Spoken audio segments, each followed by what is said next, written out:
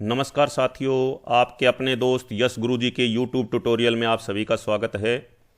साथियों, आज हम विषय लेकर आए हैं एनपीएस नेशनल पेंशन सिस्टम में टैक्स बचत।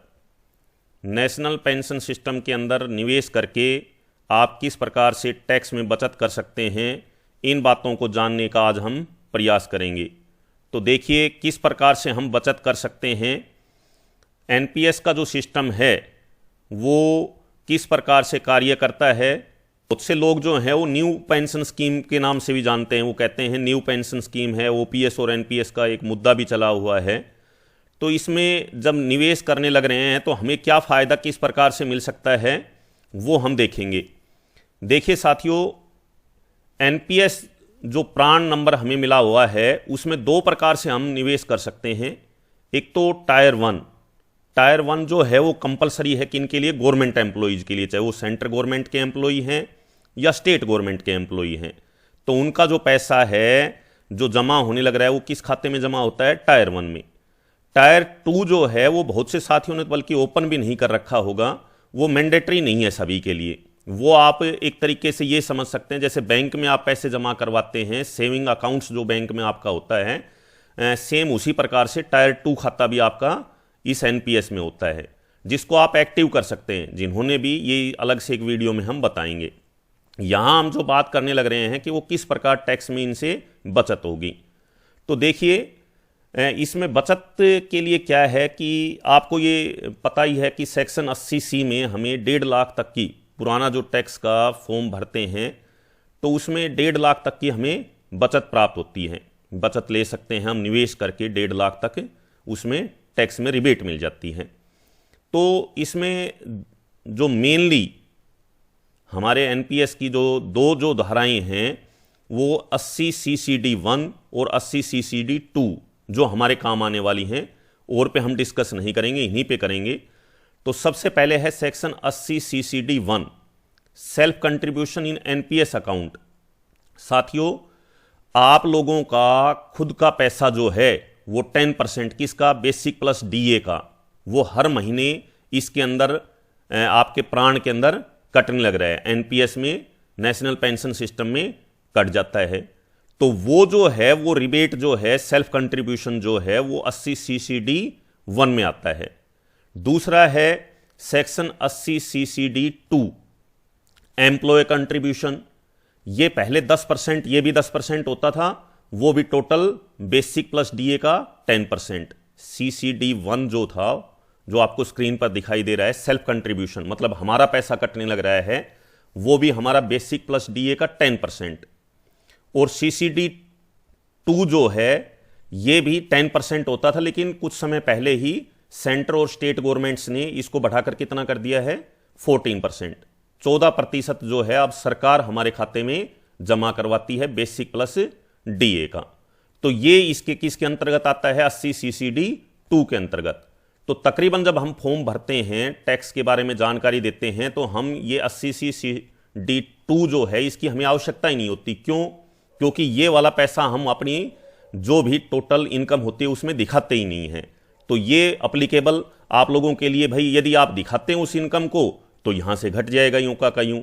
और CCD1 जो है वो आपने जितना निवेश किया है, अब वो लेकिन कितना होगा वो भी एक बार आगे आप देख लीजिए कि ये पूरा का पूरा घट जाएगा क्या, जो CCD1 के अंदर जो आपने पैसा जमा किया है।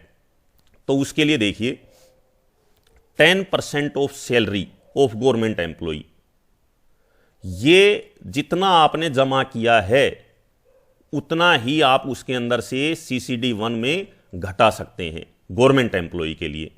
लेकिन प्राइवेट सेक्टर में ये 20% भी और के लिए भी होता है। बट मैक्सिमम लिमिट जो है वो कितनी होगी, 1.5 लाख। क्यों होगी? क्योंकि ये 80C का ही एक पार्ट समझ लीजिए इसको। CCD1 जो है वो 80C का ही एक पार्ट है, इसलिए इसकी लास्ट जो लिमिट है वो कितनी है, 1.5 लाख तक। मतलब कितना भी आपका एनपीएस कटने लग रहा है, 10% और 1.5 लाख हाईएस्ट। वो 10% भी किसी का 1.5 लाख से ज़्यादा जाता है तो 1.5 लाख से ज़्यादा आप नहीं घटा सकते किसमें, CCD1 के अंदर।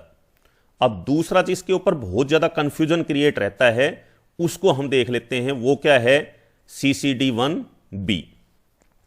यदि आप 80C में आपके 1.5 लाख रुपए एनपीएस प्राण के अलावा या किसी अन्य बचत द्वारा पूरे कर लिए गए हैं, भाई एनपीएस के या किसी भी प्रकार के जो हैं, मैंने बताया था अभी कि CCD1 में हम क्या कर सकते हैं, सिर्फ 1.5 लाख तक घटा सकते हैं। लेकिन यदि आपका पैसा ज़्यादा आपने निवेश कर रखा है तो आप क्या कर सकते हैं, ये एक नई धारा सिर्फ एनपीएस वालों के लिए जोड़ी गई थी, CCD1B। तो 50,000 रुपये एक्स्ट्रा आप घटा सकते हैं CCD1B के तहत। किस प्रकार से? एक 2 एग्जाम्पल मैं आपको दे रहा हूं, शायद उससे आप अच्छी प्रकार से समझ पाएंगे। देखिए, पहला एग्जाम्पल है, यदि LIC, सुकन्या या कोई भी इस प्रकार के बहुत सी हैं जो 80C में आते हैं, उनमें आपकी बचत है 1,20,000 और एनपीएस प्राण में आपके कटे हैं, मान लीजिए 60,000 रुपये कटे हैं, तो आप एनपीएस प्राण के, और ये 10% में भी होना चाहिए, ये ध्यान रखें, 60,000 जो कटे हैं वो टोटल बेसिक और उसके 10% में हैं ही, सीधी सी बात है, क्योंकि इतने ही कटे हैं। तो आप एनपीएस प्राण के अपने हिस्से के 30,000, तो आप 80C में, क्योंकि वहां 1.5 लाख तक की बचत हो सकती है, तो 30,000 रुपये तो आप क्या कर सकते हैं, 80C में ले जाएंगे, और बाकी के जो आपके 30,000 जो हैं वो किस में आ जाएंगे, सेक्शन 80 CCD1B के तहत घटा सकते हैं। एक दूसरा एग्जाम्पल और ले लेते हैं हम, जिससे और थोड़ा सा आपको क्लियर हो जाएगा। देखिए, अभी जो मैं बता रहा था, LIC, सुकन्या या जो भी आपके 80C में बहुत सी जो दे रखी हैं वो आप देखिएगा, तो उसमें आपने पूरा निवेश 1.5 लाख रुपए कर रखा है। मान लीजिए आपने 1.5 लाख से ज़्यादा भी कर रखा है, लेकिन वहाँ 1.5 लाख की लिमिट है, तो 1.5 लाख रुपए तो वहाँ पर आपके कट गए हैं। लेकिन फिर आपको एनपीएस का फ़ायदा कहाँ हुआ?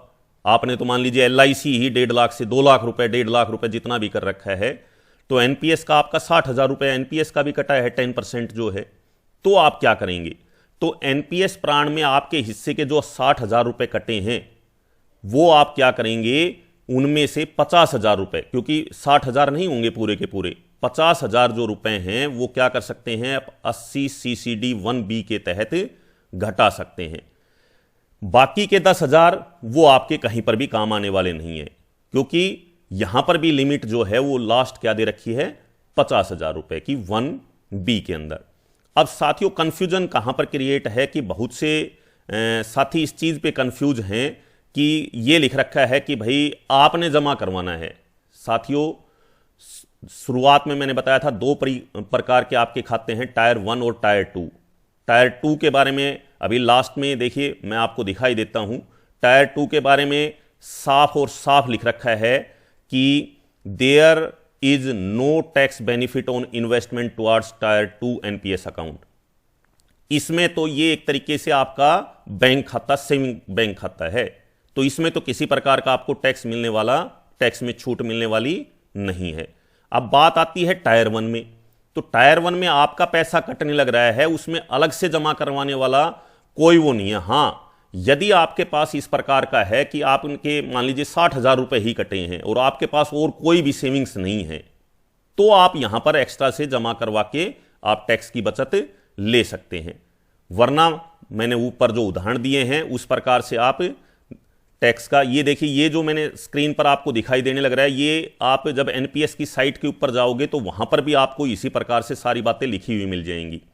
फिर भी किसी साथी को डाउट्स है, मैं डाउट्स अपने क्लियर कर चुका हूं, बहुत सी जगह पर फ़ोन किए हैं, एनपीएस के कॉल सेंटर में भी आप फ़ोन करके पता कर सकते हो।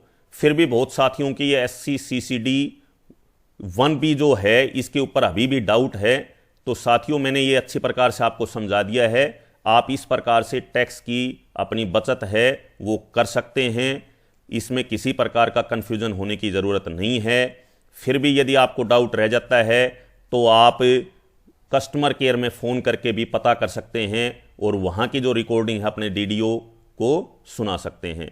आशा है आप इस प्रकार से अपने टैक्स के जो फॉर्म हैं उसमें अपनी जो भी बचत है वो एनपीएस की दिखा पाएंगे। आशा है आपको वीडियो पसंद आया होगा।